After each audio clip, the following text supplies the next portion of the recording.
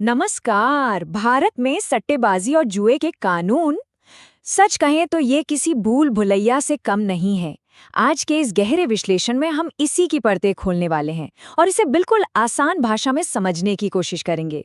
शुरुआत एक बहुत ही अजीब विरोधाभास से करते हैं। एक नज़ारा देखते हैं।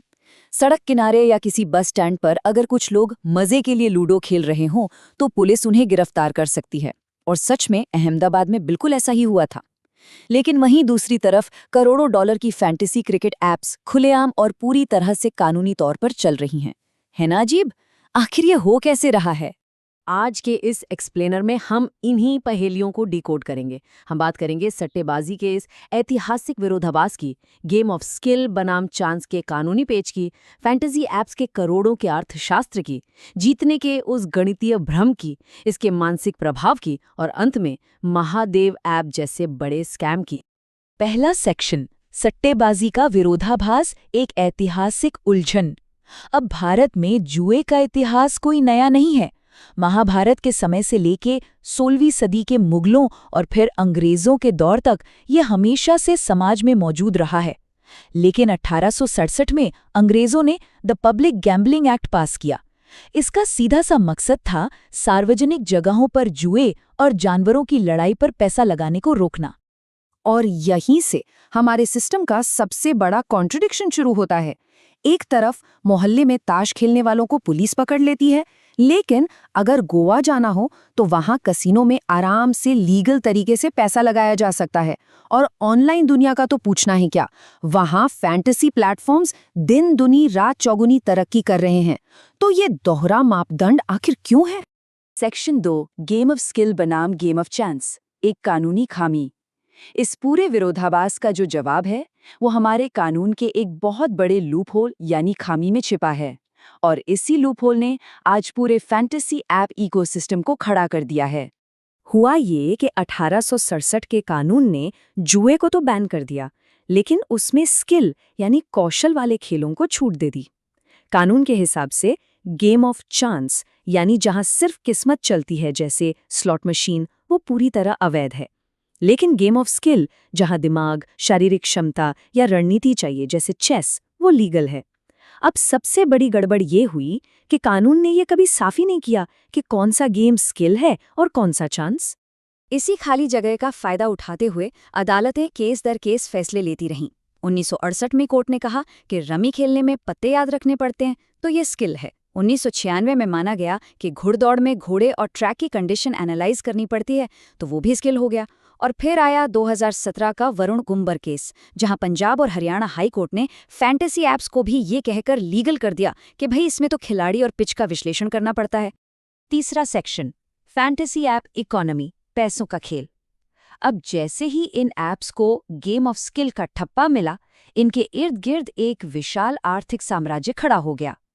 चलिए देखते हैं कि इस पूरी प्रक्रिया में पैसा आखिर जा कहाँ रहा है। इसके पीछे के गणित को समझना बहुत दिलचस्प है। मान लेते हैं कि 5 लोगों ने मिलकर 500 रुपए का एक पूल बनाया। अब इसमें से सबसे पहले 28% जीएसटी कट जाएगा, जो सीधा सरकार के पास गया। फिर जो बचेगा उसमें से लगभग 20% हिस्सा प्लेटफॉर्म अपना कट सक लेगा। और कहानी यहीं खत्म नहीं होती। जो व्यक्ति अंत में जीतेगा उसे अपनी जीती हुई रकम पर 30% टीडीएस भी देना होगा। तो साफ है, असल में जीत तो सरकार और प्लेटफॉर्म की हो रही है। खेलने वाले के हाथ में तो बस चंद सिक्के ही बचते हैं। और हम यहाँ किसी छोटे मोटे अमाउंट की बात नहीं कर रहे हैं। एक अनुमान है कि 2027 तक इन फैंटेसी ऐप्स का रेवेन्यू 25,240 करोड़ रुपए तक पहुंच जाएगा।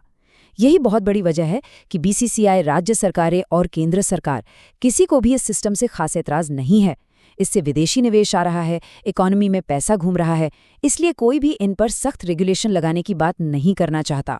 लेकिन इसी बीच मद्रास हाईकोर्ट की एक बहुत ही गंभीर टिप्पणी सामने आई थी। कोर्ट ने साफ तौर पर चिंता जताई कि जब सौरव गांगुली या विराट कोहली जैसे क्रिकेट के बड़े सितारे इन ऐप्स को प्रमोट करते हैं, तो आम लोग बहुत ही आसानी से इसके शिकार बन जाते हैं।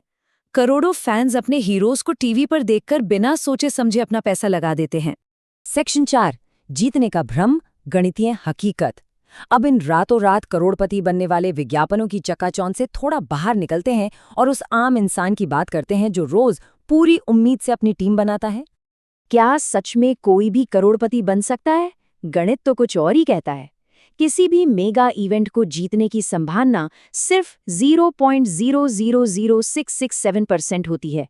बस ये छोटा सा आंकड़ा उस बड़े भ्रम को पूरी तरह तोड़ देता है कि एक सही टीम बनाकर आसानी से पैसे जीते जा सकते हैं। गणित के हिसाब से ये लगभग असंभव है।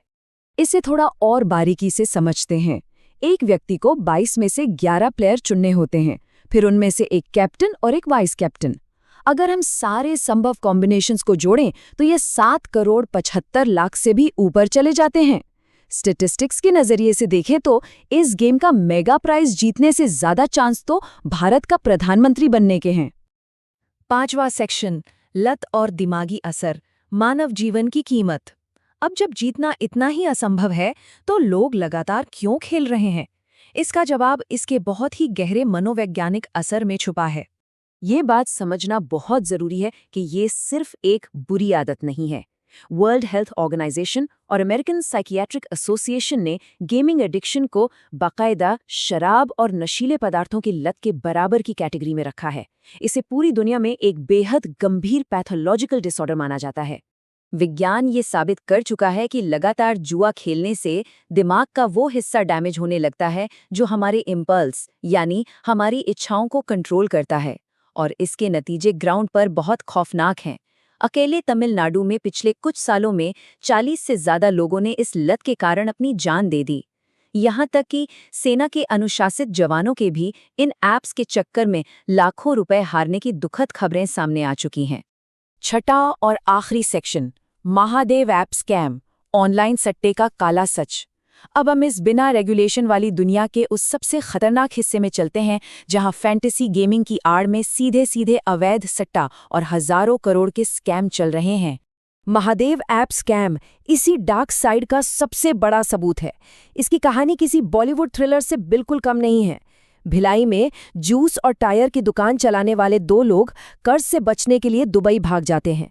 वहां एक शेख के साथ मिलकर महादेव ऐप बनाते हैं और फिर क्रिकेट, पोकर जैसे गेम्स पर खुलेआम जुआ खिलवाते हैं। हालत ये थी कि एक समय पर ये दिन का 200 करोड़ रुपए तक का अवैध रेवेन्यू कमाने लगे थे। जब शादियों में करोड़ों रुपए और प्राइवेट जेट्स उड़ाए गए, तब जाकर ईडी की नजर इन पर पड़ी और बड़े बड़े छापे मारे गए। इस मामले ने बहुत बड़ा राजनीतिक रूप भी ले लिया। ईडी ने आरोप लगाया कि महादेव ऐप वालों ने छत्तीसगढ़ के तत्कालीन मुख्यमंत्री भूपेश बघेल को 500 करोड़ रुपए से ज्यादा की रकम दी थी।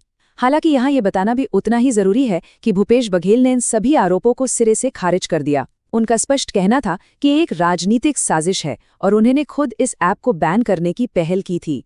तो इन सब चीज़ों को गहराई से देखने के बाद एक बहुत बड़ा सवाल हमारे सामने खड़ा होता है। एक तरफ ये फैंटेसी इकोनॉमी $1 ट्रिलियन वैल्यूएशन की तरफ भाग रही है, लेकिन क्या एक ऐसा सिस्टम जहां प्लेटफॉर्म, विज्ञापनकर्ता और सरकारें तो जमकर मुनाफा कमा रहे हैं, लेकिन आम खिलाड़ी सिर्फ अपना पैसा गंवा रहा है, उसे कभी सच में रेगुलेट किया जा सकेगा? इस एक्सप्लेनर में हमारे साथ जुड़ने के लिए बहुत बहुत धन्यवाद। इस सवाल पर जरूर विचार कीजिएगा।